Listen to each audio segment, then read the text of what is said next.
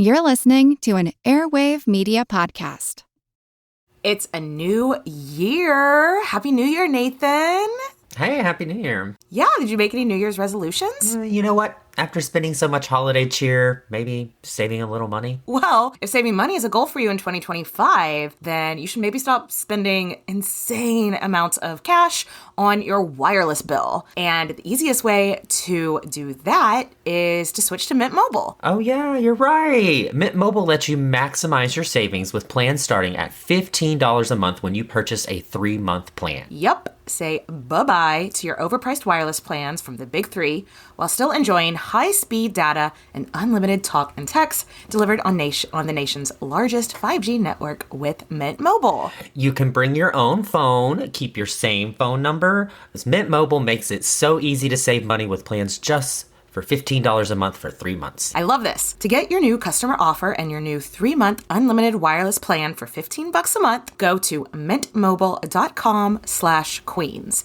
That's mintmobile.com/queens. Cut your wireless bill to $15 a month at mintmobile.com/queens. $45 upfront payment required, which is equivalent to $15 per month. New customers on first 3-month plan only. Speed slower above 40 gigabytes on unlimited plan. Additional taxes, fees, and restrictions apply. See Mint Mobile for details. Hello, everybody, and welcome to Queen's Podcast. I just wanted to give you guys a quick heads up. If this is your first episode of Queen's, we use a saucy language on this show. So if you don't want some cursing and inappropriate jokes mixed in with your histories and your mysteries, this is not going to be the show for you. Also, I did want to give a content warning. In this episode, we are going to discuss miscarriages a little bit. So if that is just going to absolutely ruin your day, we love you and we will catch you next time. And without any further ado, on to the show. Cheers, bitches. Hi, this is Katie. And this is Nathan. And you're listening to Queen's Podcast, the show about women in history.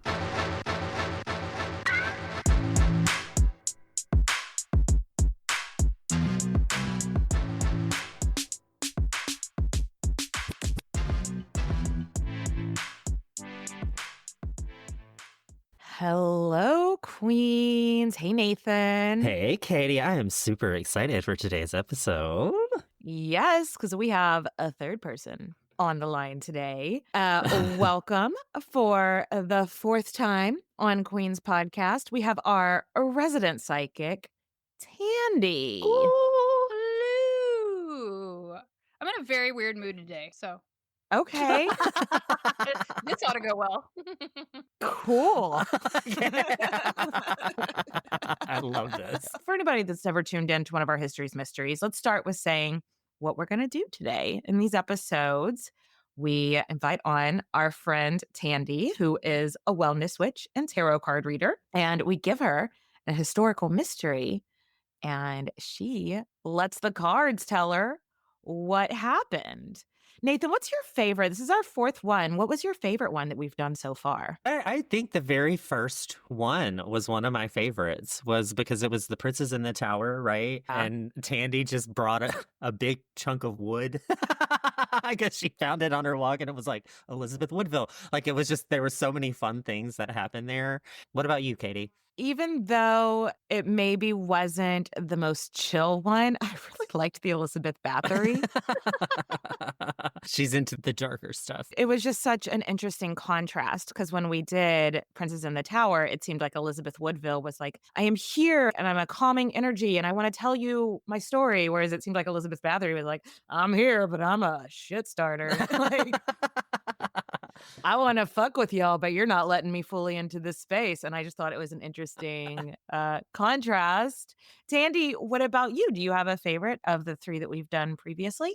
I think it's the first one because it was just so new. I like the new, but like that piece of wood, the walk before, it was just so loud. It was so energetically like, I'm just here. I'm going to sit down. I'm going to tell you everything. You know what I mean? And some of the other ones have been like, I'm going to sit at the outer rim because this is non-benevolent energy. And so it's a little harder to be like likable with some of those where you're like, I want all the goods. I want you to snuggle up, pull up a chair, tell me everything. I want to be best friends with the spirits. So the very first one we did is really my favorite because of that. So before we get started, Tandy, why don't you tell our listeners, tell us like what you do, what you're all about? The easiest way to describe is that I'm a wellness witch. I have an online wellness studio that's been around, it'll be 13 in February. And Wow. yeah, right? We launched it. This was not what people were doing. People were not online. This is way before the pandemic. And so I help people, one, get spiritually connected, step into their highest empowerment and unfoldment of their soul in this lifetime. And it sounds really big, but we do it through the lens of self-care and dismantling internalized patriarchy. I am a fierce feminist teaching how to care for the vessel and how to care for our soul. So it has a component of Pilates, of movement, and all of the workouts are created in alignment to the current zodiacal season and the lunar cycles. And then I have my magical mentoring that runs twice a year, where we have mentees come in, and Nathan, you've been a part of it a couple of times. Yes, I have. And that's where we get into like the goods of dismantling internalized patriarchy and getting really deep and really close with our spirituality and the magic aspects. It is an amazing, amazing experience, be it magical mentoring or just signing up on our website and doing the Pilates workouts. There's also like meditations in there that are really empowering. So I highly recommend it. It's been a wonderful experience with you on that. Well, I'm just so grateful. And when you're saying like, oh, it's extra woo, I don't think you really need to give that disclaimer. We're doing an episode where we're trying to talk to dead people. I think anybody that's hit play is already a little bit inclined to the magic. All right. Now that we've done introductions and kind of gone over some of our favorites of our greatest hits with Tandy. Tandy, are you ready to get into the mystery? Let's get ready to rumble. See, I told you I was in a weird mood today. I can't help it. I love it. All right. Tandy, does the name Catherine of Aragon ring any bells for you? It is familiar, but if I had to take a quiz or answer direct questions, I would probably get them all wrong. What about the name Arthur Tudor? Tudor, sure, yes. Tudor, okay. So what about Henry VIII? Yeah. Okay. Well, up top, what we do is we tell Tandy what she needs to know. If you're listening along and you are a Tudor file and we're leaving some of your favorite parts out of the story, that's on purpose because we want to see what Tandy picks up. I think we're going to go ahead and just hit you with what you need to know. This story does span a little bit longer than some of the ones we've done before. So this preamble might be just like a couple minutes longer than usual, but it's an interesting story. So Nathan, why don't you take it away? All right. So Catherine of Aragon was born December 16th, 1485 in Spain. Sagittarius sun. I'd like to see the rest of her chart, but okay. Her mother and her father, Ferdinand of Aragon, a-hole, and Isabella of Castile, you may have recognized those names. They were the power couple of Europe, and very important to them that all of their kids grow up to be super powerful too. Right. Do you recognize those names, Isabella and Ferdinand? Yes. That one I do. Yeah. And if you went to school in the United States, you know, we're taught that a queen in Spain funded Christopher Columbus, like sold her jewels to fund Christopher Columbus's journey. And that's Catherine of Aragon's mom, Isabella. So when Catherine was 3 years old, her parents made an agreement with the King of England. She is going to marry the King of England's eldest son, Arthur. And so one day she's going to be Queen of England. And so from the age of literally 3 years old, all of her lessons, everything she does is so that she can then go on to be a badass queen like her mom, just over in England instead of in Spain. So let's fast forward, and Catherine is now 15, and it's time for her to leave her home and her family. So she's got to go to England and marry that prince. It's important to note that, like, at the time and the place, 15 was considered a grown woman for the royalty. So this wasn't like super young or anything. And the marriage alliance is completely centered around that these two young people need to start making more heirs immediately. And by that, boning is what we're talking about. They need to start boning. Catherine would have known the P and the V, and this is what you got to do. So she was going over there with all the tools that she needed to make babies right away. It's also important to note that if the marriage was not consummated, then it's not legally binding at that point. So might might be important later, so tuck that away. Do some skimming, but basically, Catherine arrives in England and she takes a month to get settled and meet everybody, and then it's time to get married. Yep. And not a lot survives to tell us about how the newlyweds got along, but there's nothing to indicate, though, that they disliked each other, so we don't know either way. Also, Catherine was a hit in England. She's from the best royal family in all of Europe. She's pretty, she's polite, she's smart. Her mother-in-law loves her. The people love her. So literally, she's the perfect 16th century princess. This is all to paint the picture that there's nothing to indicate that Arthur wouldn't have liked her for any reason. Yeah. In England, the heir to the throne is called the Prince of Wales. Still is today, so you've probably heard that term. And while he's learning how to be king, the Prince of Wales is usually sent to Wales, to his own household, so he can start learning how to run shit. Go to king school in Wales, basically. So not long after the wedding, Catherine and Arthur head to his place in Wales to start their married life, and everybody is assuming in the next year or so, they're going to have a baby in the crib. Yep. Why wouldn't they?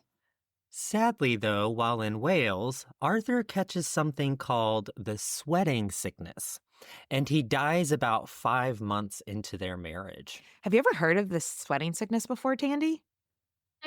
No. No, so it's like you would wake up fine, and then let's say around 10 a.m., you're like, it's a little hot. And then you would sweat yourself to death and be dead by like 10 p.m. What?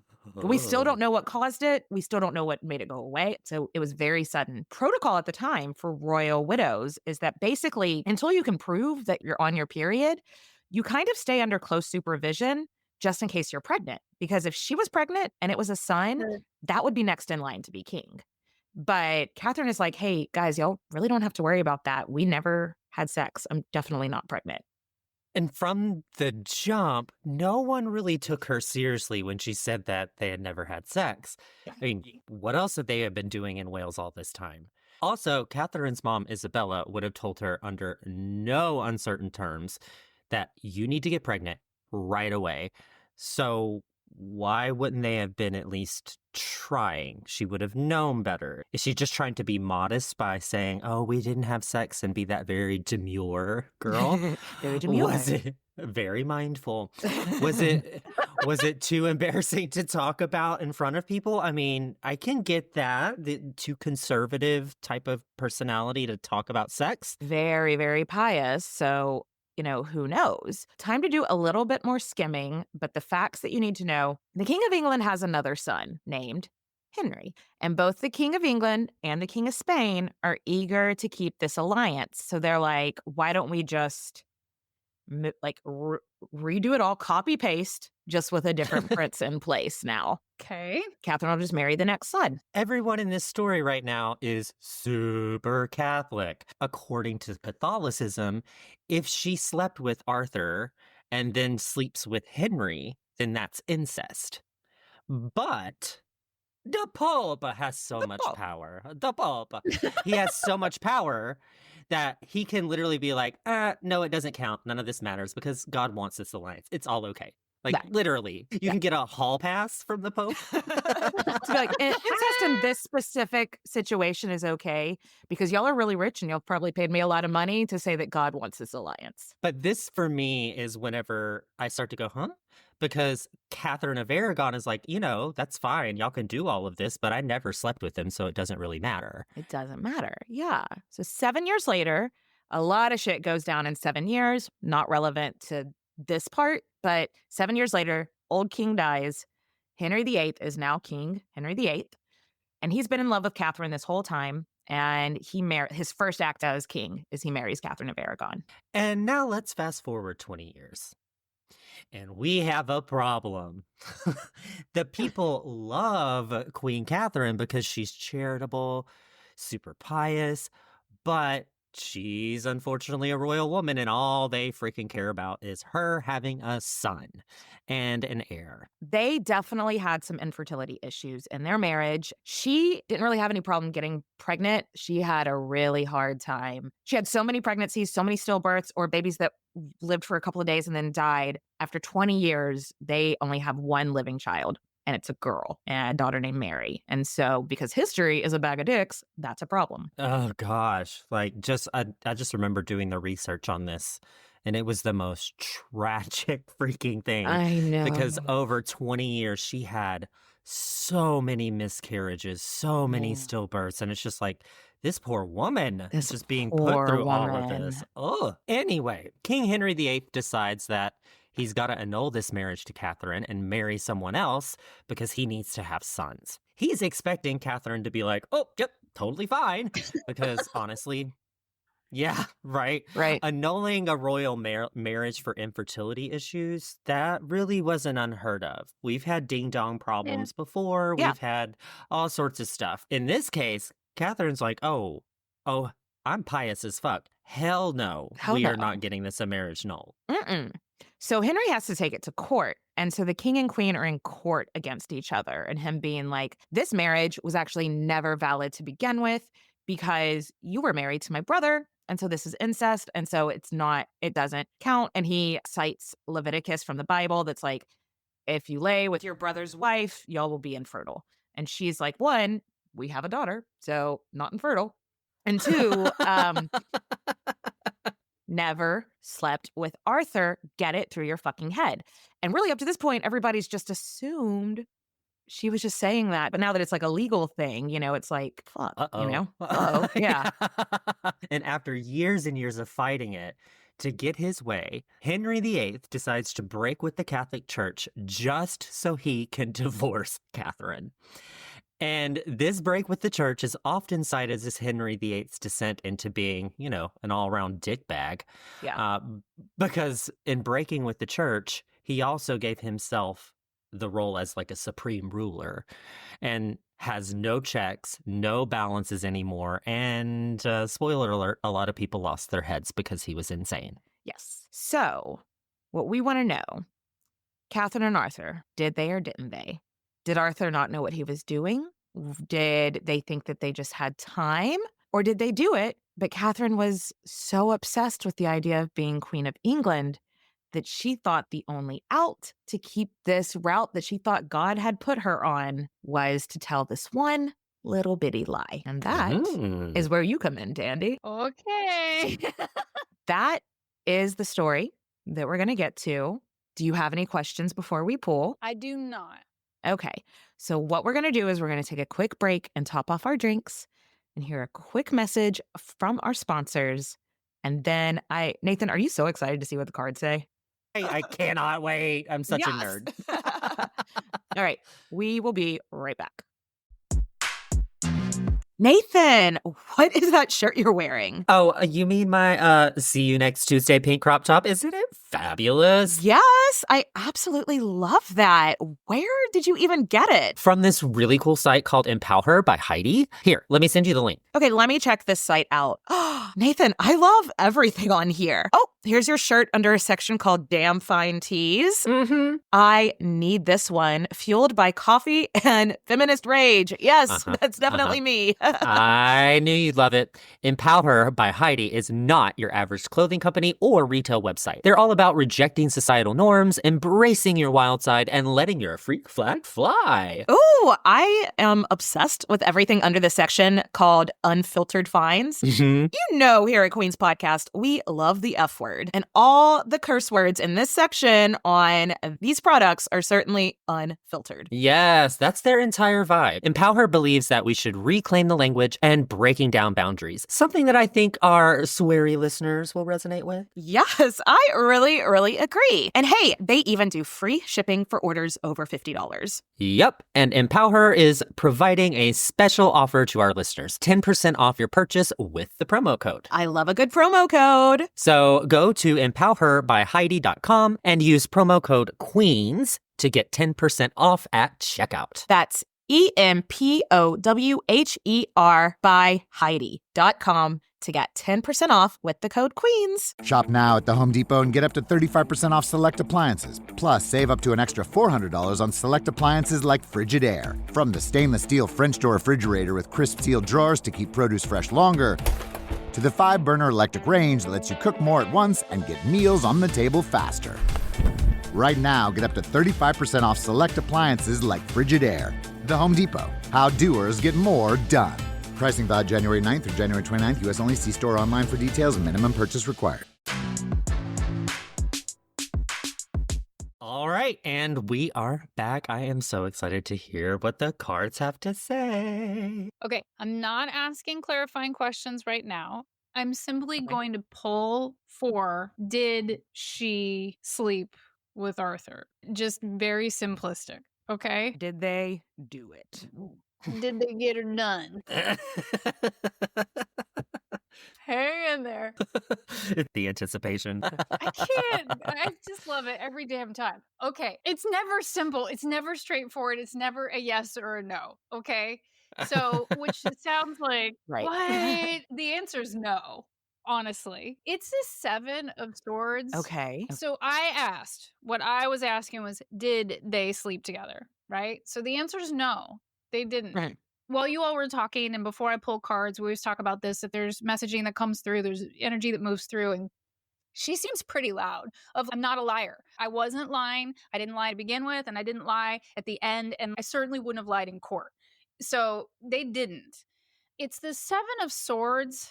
Okay. So if anybody is familiar with the tarot, the 7 of Swords usually denotes old school super tradition, is that there's a manipulation of some kind, that there's an untruth in there somewhere. But in the space that I hold, and I'm doing this reading, how it moves through is I no longer lie to myself. So I always explain this card to my clients as, you're trying to go in. Okay, there's a joke here already. You're trying to go in through the back door. So that this card very often means you're trying to be sneaky and go in through the back door to get what you should have just knocked on the front door and asked for. Does that make sense? Like, Okay. I always explain it as, you loaned something to somebody like 3 years ago. And instead of just going to the door and being like, hey, y'all, could I have this thing back? And just seeing what happens. Like, they gave it away. They lost it. They forgot about it. They just forgot to return it. That you wait until they're not home and you're like, I know the code to their garage, and I'll go in through the garage because I know they don't keep it locked, and I'll just go in and get it. And you're like, wait, why are you doing this in such a weird, fucked up way? Instead of just like asking for what you need or wanted. Okay. So there's this aspect of, no, they did not, but I think they did things. I think she knew enough. Oh, okay. Well, here's what I hear. She knew enough that she wasn't lying, but they definitely did things. So she gave him a but handy, it wasn't. or she gave him a blowy or something like that. Yeah, But or maybe perhaps didn't. allow the backdoor situation. Or that, I'm yeah, not lying. yeah. She's like very clear from you telling the story. She was already like, I'm not a liar. Like, I'm not a liar. Okay. I wasn't lying. You know, And I hope she knows we don't necessarily think she is. We don't know her. We're trying to get to know her. I never thought she was. No. The energetics is really earnest. Like, she's like, no. I didn't lie then, and I'm not lying now. Or when we got to court, she was her piousness. She really was who she was, right? And then when people believe certain things of like, if you do this, it doesn't count, but if you do this, this counts. She really believed that. Okay. Like, and there was also like, fast forward, like within this narrative, it wasn't that she didn't want to have sex. I mean, she had so many miscarriages. Like, it wasn't this, like, she knew that was her role in her job. She took that seriously. She also didn't dislike it. It was just like exhausting. She's very clear that she didn't lie, but they did do other things. Like, I would think on her part, it's just as much effort in the other. Why not just do the PMV? I don't know. So maybe we could pull another card. So she's saying we didn't technically have the kind of sex that counts. Yes. But like back to the sex thing, I think obviously if they at least tried, she would have done something. I just wonder why not just do, if you know what's expected of you. I don't know. So let's pull another card and see what we get. Because I don't know. But so she's not lying when she's in court and telling Henry, I never slept with your brother. She's not lying. There is also this theory. There's this podcast called Betwixt the Sheets, and they were actually talking about this. Yeah. You've listened to them? Yeah. Sometimes, yeah. So there's this theory that they talked about on that show that to just make women more interested in having sex, there was like a lore around that a woman wouldn't conceive unless she orgasmed. So on Betwixt the Sheets, they were like, well, maybe she didn't consider them have actually having sex because she never had an orgasm whenever they did things. So maybe in her mind, they never did because she never came. I still don't know if I subscribe to that. That's just a theory that I had heard on that podcast recently that I thought was food for thought. But yeah, so why wouldn't she have just, Okay. Y'all are going to, okay. Why didn't they just? If they were already sleeping in the same bed and already touching each other's niblets. Death. The death card. Okay, I'm trying to get clarity here for you because what's interesting is she was so loud and so clear. Like, I'm not a liar. Things were happening, but just not that. And so then we're asking why not that? And here we pulled the death card. I feel she somehow knew he wasn't going to live. And I don't know if that was pure woo. The death card doesn't always mean death, but it can in real moments. It really can. Like, she knew that this marriage was not going to flourish. He was sickly, though. That's been debated. It feels like she knew he was not going to survive for one reason or the other. Like, he wasn't hardy stock.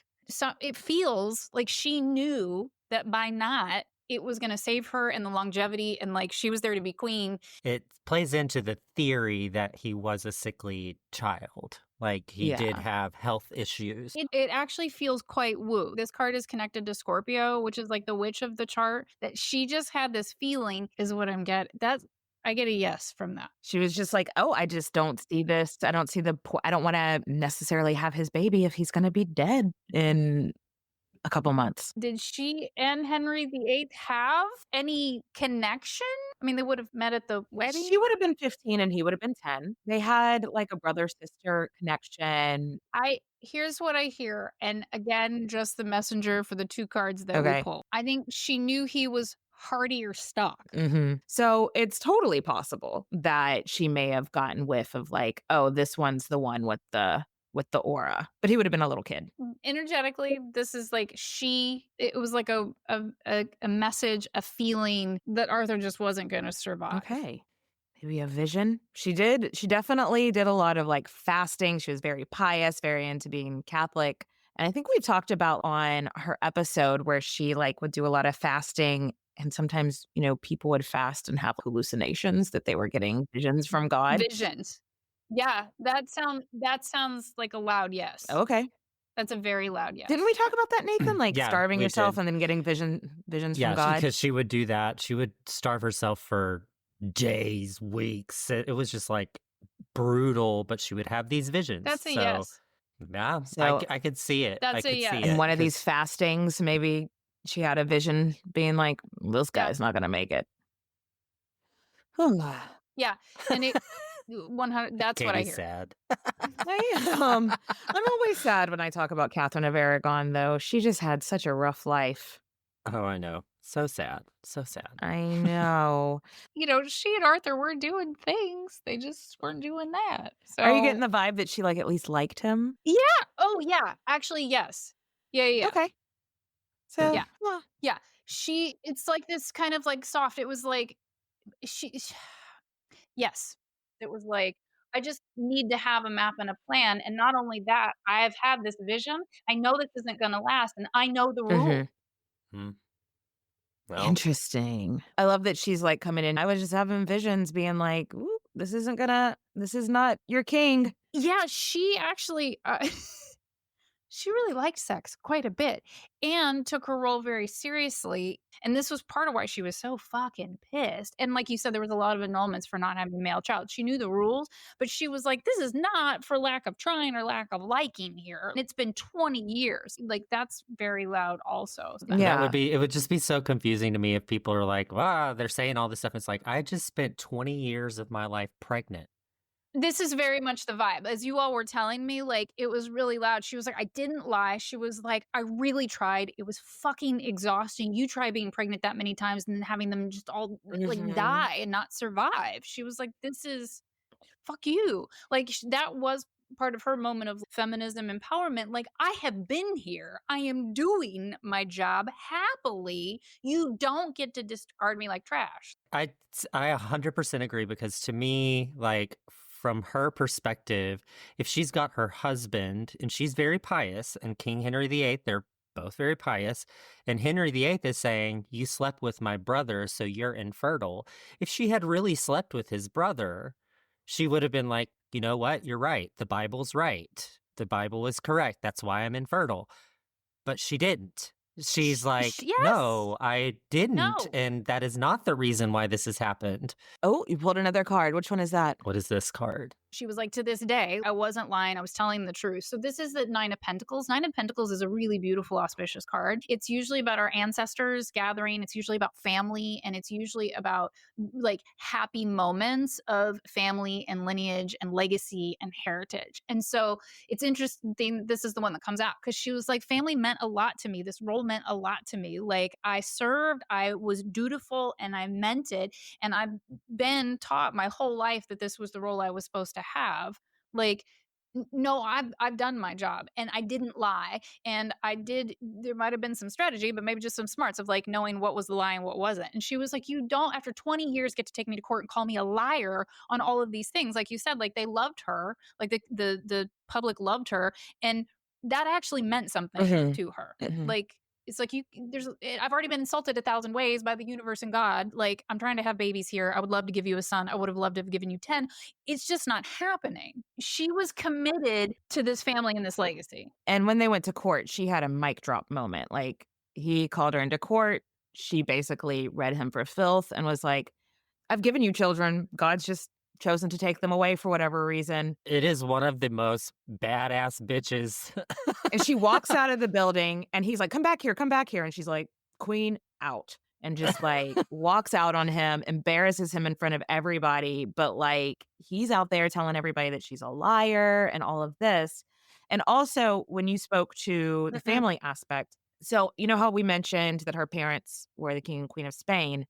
Her mother was an independent queen on her own, and her father was an independent king on his own. And when they married each other, they united Spain. But her mother was by far the more powerful one of the two. In Spain, women could inherit the crown. They have a surviving daughter. So she's also probably looking and being like, what's the problem here? Like, I know you would have preferred one way, but like, I gave you a child. I gave you an heir. It's an heir. Shove it. Yeah. I mean, it's interesting because it's like the energy rolls, right? She's like, I didn't lie then. I'm not lying now. Like, I took this seriously. I wanted to protect the lineage and the family. I wanted this to happen. And I did give you a fucking heir. And do we know if any of those children that did not survive were male? I'm sure they were, So the first child they had was a boy that they named Henry. And he lived for about like 2 or 3 weeks. Okay. This is part of her indignation. She was like, I did. I don't know why they haven't survived. I don't know why God is taking them. But I have done what you've asked me to do incessantly, actually, almost nonstop. Like, this poor woman. Not incestedly. I had to do it. I had to do it. You see what I did there? Huh? Oh, but no, this poor woman. Have you ever heard of a phrase called phantom pregnancy? No. It's basically where your mind, you want to be pregnant so bad, your mind convinces your body and you start having, she like even had one of those, I think. Like, that poor woman. No, she wanted to do her job. That tracks with Catherine of Aragon. That was her thing. It's like, I am the wife. I am the first wife. Like, she was to the point of like, that divorce never happened. Like, no, that's not real. That divorce that Henry had with me, that's not real. No, she believed that too. She was driven. I'm gonna like dig into it. She was driven by that vision. She was like, that wasn't the one that was supposed to happen, so it didn't happen. Like, this is what was supposed to happen. This is what I followed. I even arranged it so that it could, like, in the eyes of the church, and it wasn't an embarrassment, and it wasn't wrong, and it didn't have to be, by the Pope. Like, she was like, this was the marriage. This is the family, and I have given you everything. And I think there is some feeling a little salty of like, she is older. And she was like, I've had my eye on this before you even had thoughts of this. Mhm. Like, Yeah. And it's also interesting because between when Arthur died and when she finally married Henry, that was like 7 years. That 7 years was really rough on her. She probably could have gone home to Spain if she hadn't been like, but no, I'm going to be Queen of England. What do you guys not get about this?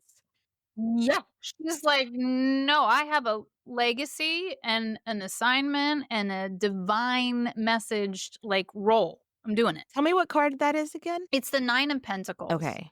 Pentacles are resources, time, money, energy, body, mind, and soul. 9 of Pentacles says, typically it's a female that has worked really hard for something that people assume she's just been gifted these things. And the card shows up and says, no, you've earned them. You have navigated, you have cultivated them. Take a moment to enjoy it. It's got a lot of history being connected to like very goddess energy, very empowered female energy. In this deck in particular, it's always about your benevolent ancestors, your guides, your guardian angels, pulling in like you're safer and more protected, but it always has a focus on the family and on extended legacy. But making sense. So it's kind of an epic Yeah. card Yeah. to pull because it is giving this indignation of being called into court. She's like, you have got to be like, it's like that break. It doesn't matter where in history you are. If you are a woman who's just taken shit for too long, she's like, this is unbelievable. Like, no. And I'm already sold downstream. You're taking me into court. So actually, I might as well double down on the truth because we're here. Yeah. You brought me here. Well, here you go. Even before we started pulling cards, that was the vibe that she was like, no, I have been doing this relentlessly, unending. I am exhausted, but I'm happily still continuing because this is my role. This is my job. I believe in this. I mean, if you've had a miscarriage, if you've been through pregnancies, it's heartbreaking. It will fuck you up. Her energy's so loud about that of like, no. You don't understand how I've continued to keep doing my job. Right. And she did so much else as queen. The people loved her. And yeah, like what a horrible PR campaign Henry Right. put himself on for this. So is that a good place to take a break? Yeah. So let's go ahead. We've got our 3 cards in. Let's go ahead and take a quick break and top off our drinks. And then we'll come back and kind of see what else we can decipher from these cards and see what else Tandy has in store for us. Be right back. When you need mealtime inspiration, it's worth shopping Kroger for thousands of appetizing ingredients that inspire countless mouthwatering meals. And no matter what tasty choice you make, you'll enjoy our everyday low prices. Plus, extra ways to save, like digital coupons worth over $600 each week and up to $1 off per gallon at the pump with points. So you can get big flavors and big savings. Kroger, fresh for everyone. Fuel restrictions apply. Build a routine with Ollie that supports your wellness needs, like getting your daily vitamins and minerals with Ollie's multi-gummies, or keeping your mood upbeat with all the vitamin D in Hello Happy. Give your gut health some support with probiotics, and wake up feeling refreshed after taking Ollie Sleep. Do wellness on your terms. Find Ollie at a Walmart or Target near you or at ollie.com. These statements have not been evaluated by the Food and Drug Administration. This product is not intended to diagnose, treat, cure, or prevent any disease. Do you want to pull one more card? Is there something else you want to ask? I'm sure. Oh, God. What do I want to ask Catherine of Aragon? Oh, my God. I have so... I kind of want to know what her feelings towards Anne Boleyn were. I kind of want to know what her feelings towards her dad was. Her dad? Ooh. Her dad or Anne Boleyn. Because I think I know what Anne Boleyn was. Probably was like, that slut. Yeah, maybe her dad. Maybe that. Is either of those kind of, she's leaning more towards wanting to talk to either of those, would you say, Tandy? I hear dad. Okay. I'm sure she's got complicated feelings about, I'm sure with Anne Boleyn, it's just like, fuck her. Yeah. Well, maybe from much... the afterlife, she might have some sympathy for her for how things went. But maybe, no. Okay, never mind.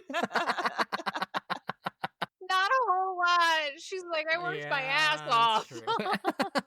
Fair enough.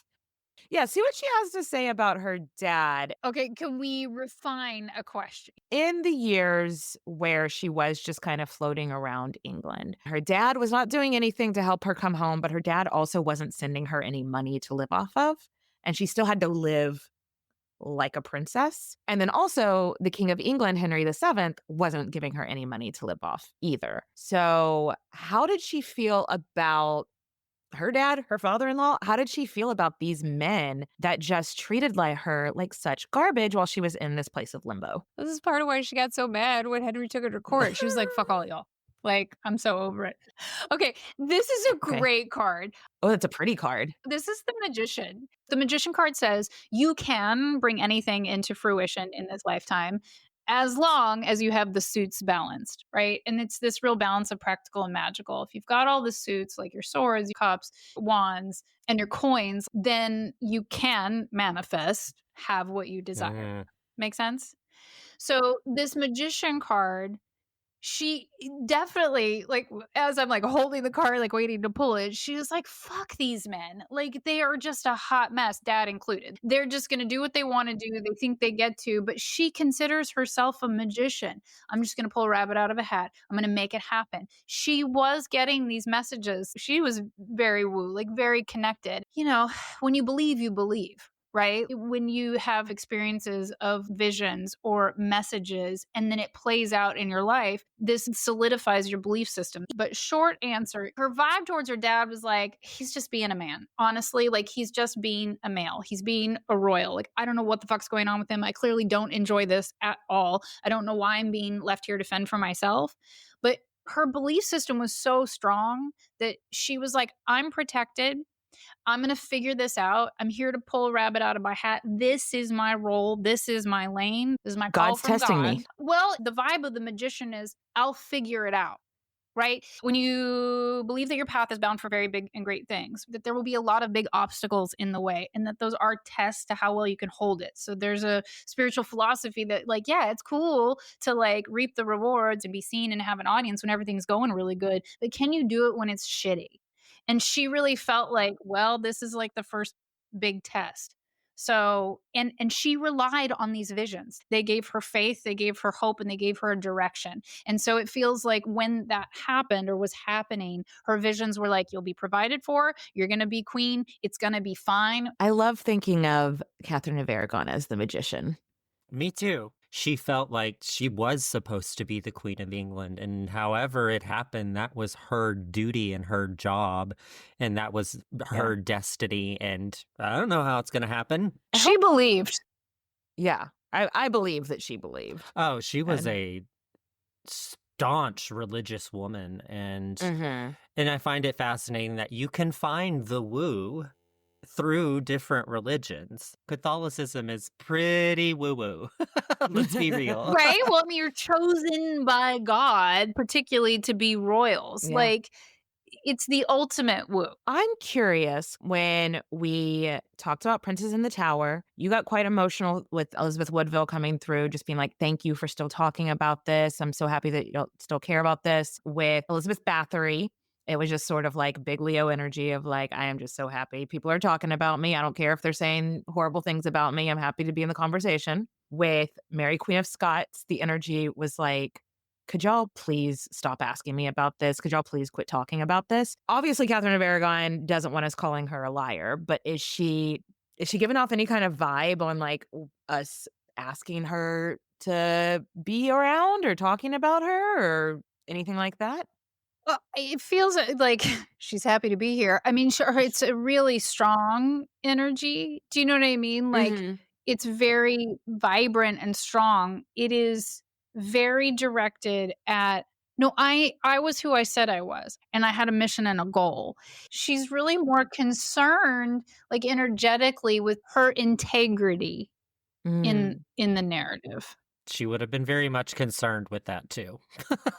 Yeah, but she's not like Mary Queen of Scots, where it's like, quit talking about this. Why are y'all still talking about this? No. Okay, cool. It kind of feels ambivalent, but also not. It's not. It's interesting. She's very dry in a lot of ways. It's strong, but it doesn't have this attachment to being seen or noticed. It's very like what you would expect Capricorn energy to feel like. It's very, these are the facts, this is the truth, and I'm concerned with the truth being told. I can't even literally, it's like trying to, I'm not even allowed to say that she likes us talking about her. She's ambivalent. The emotions are not even there, just these are the facts. Yeah.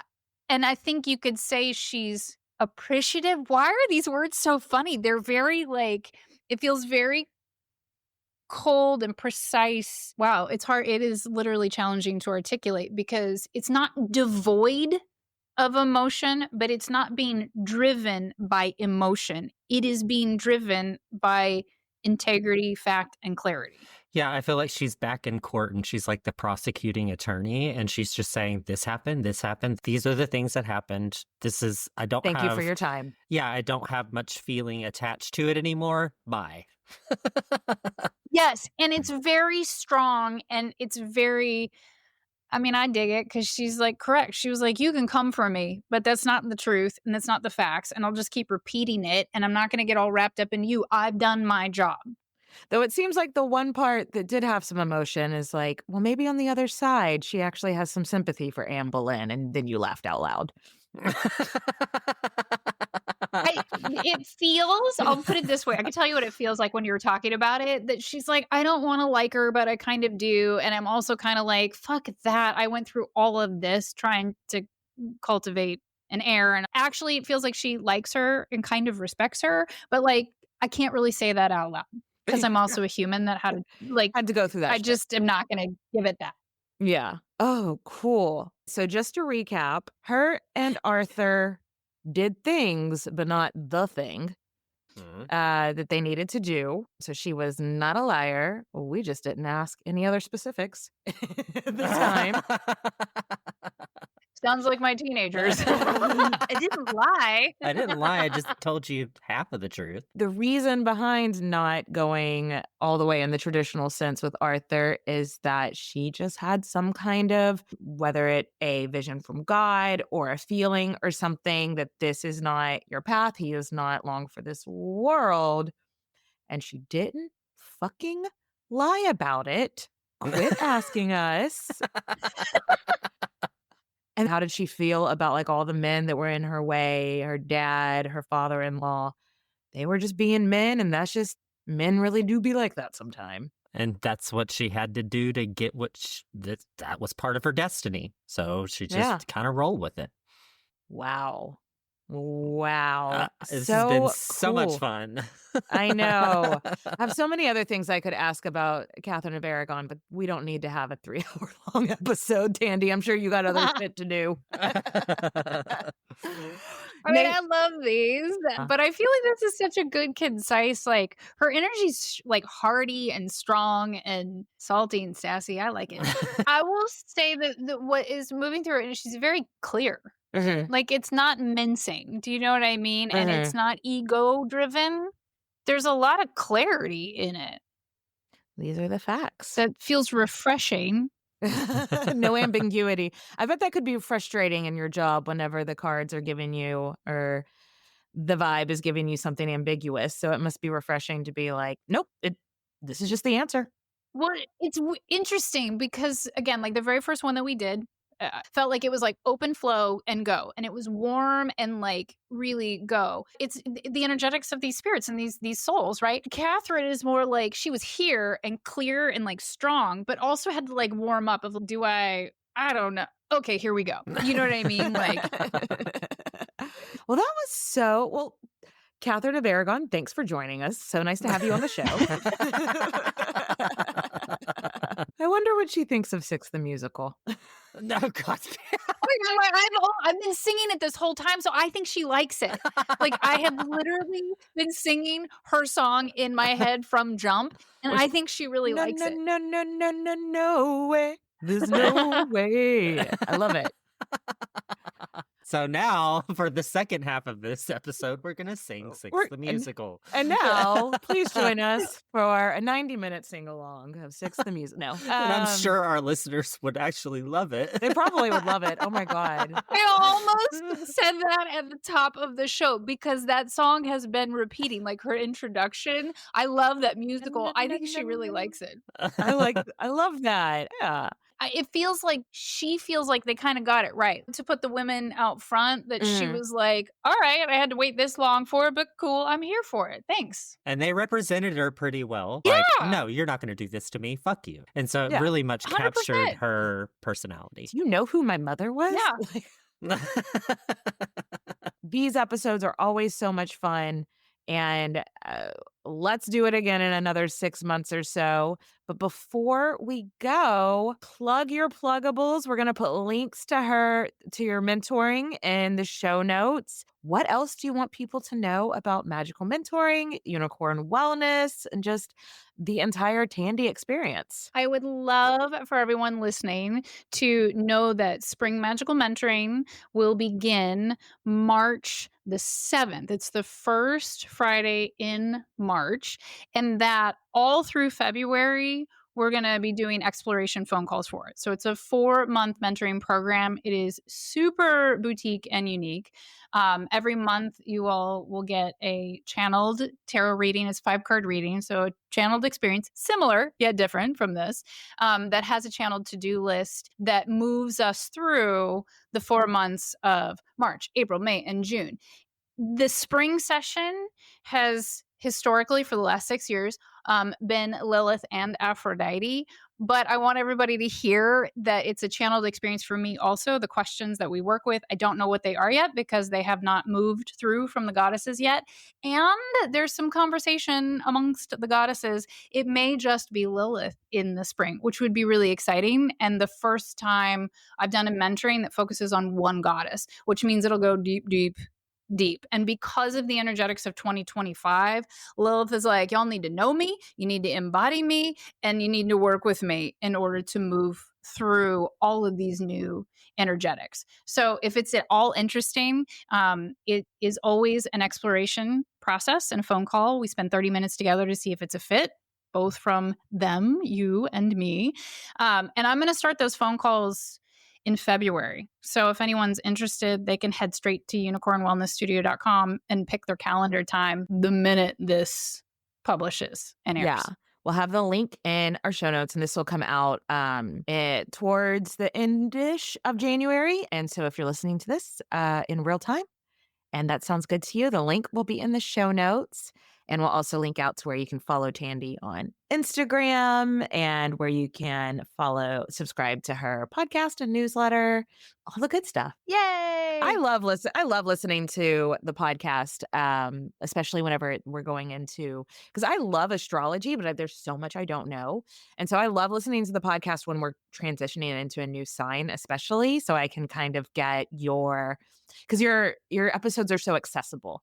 Like if you say a word that I don't know, I'm like, oh, I'm going to look that up. But then you'll just, before I even have to look it up, you're like, and if you don't know what a node is, if the blah, blah, and whereas so many astrology podcasts, I'm like, oh, this is not a 101 session. What does that mean?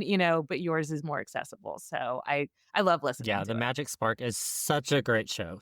I so appreciate that, especially since you both have been guests and will continue to be. Oh, imagine that. Thank you to Tandy. Thank you to Cathy of Aragon. Cathy A. Thank you, everybody, for listening. And as we end our episodes here on Queen's Podcast, cheers, bitches. Cheers. Cheers. This is Jen And Jenny from Ancient History Fangirl, and we're here to tell you about Jenny's scorching historical romantasy based on Alaric of the Visigoths' Enemy of My Dreams. Amanda Boucher, best-selling author of the Kingmaker Chronicle, says, quote, "This book has everything: high-stakes action, grit, ferocity, and blazing passion. Julia and Alaric are colliding storms against a backdrop of the brutal dangers of ancient Rome. They'll do anything to carve their piece out of this treacherous world and not just survive, but rule." Enemy of My Dreams is available for pre-order wherever books are sold.